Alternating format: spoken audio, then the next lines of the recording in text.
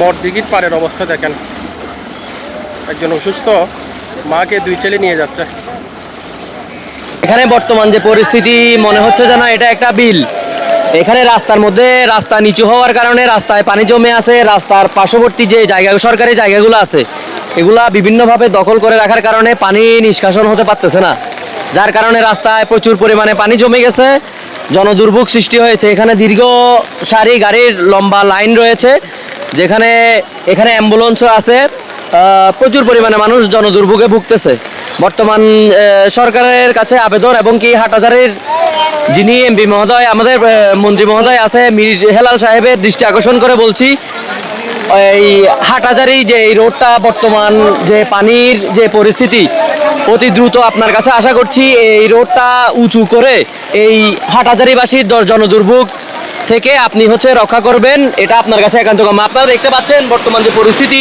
আমি যেখানে দাঁড়িয়ে আছি এটা হাটহাজারী অক্সিজেন মহাসড়ক, বড়দিঘির পার, চিকুনডন্দি ভূমি অফিসের সামনে, চিকুনডন্দি ইউনিয়ন ভূমি অফিসের সামনে আমার কোমর পরিমাণ পানি। এখানে কি পরিমাণ যানজট, মানুষের দুর্ভোগ, এখানে নিজ চোখে না দেখলে বিশ্বাস করা যাবে না। এটা প্রতি বছর এখানে বর্ষা মৌসুমে টানা যখন বৃষ্টি হয়, বৃষ্টির মধ্যে পানিগুলো ওঠে, এই পাহাড়ি পানিগুলো নামছে, কারণ যেখানে যে ছড়া দিয়ে পানিগুলো যাবে ওটা ছড়াটা সংকুচিত হয়ে গেছে।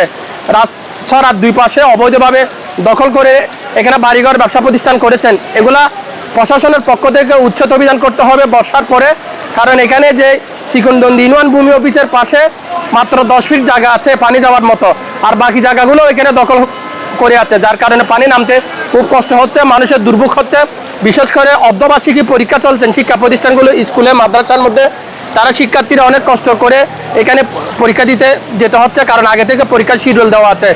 এই টানা বৃষ্টিতে শিক্ষার্থী এবং ব্যবসায়ী এবং যারা চাকরিজীবী আছে তাদের কি পরিমাণ দুর্ভোগ, এটা মানে বলার বাইরে।